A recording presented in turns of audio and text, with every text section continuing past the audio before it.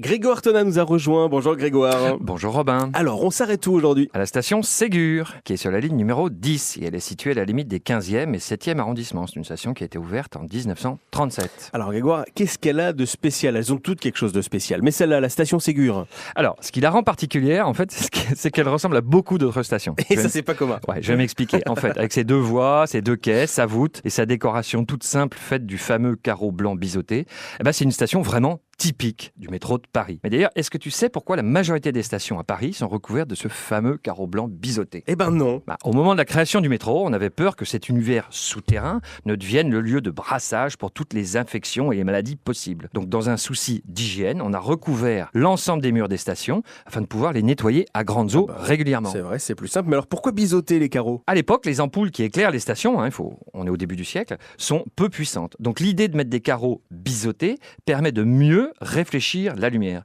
Mais au fait, est-ce que tu sais combien il faut de carreaux aussi pour recouvrir la voûte d'une station? C'est des gros carreaux, 2-3 je dirais, pas plus. Le mec qui a jamais pris le métro de sa vie.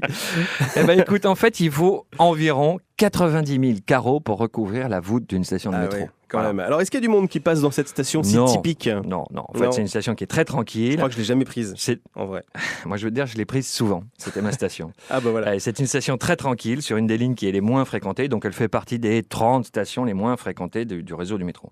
En revanche, elle a vu passer récemment, en 2014, Luc Besson et Kevin Costner, mon ami, qui y ont tourné plusieurs scènes du film 3 Days to Kill. Pardon pour l'accent.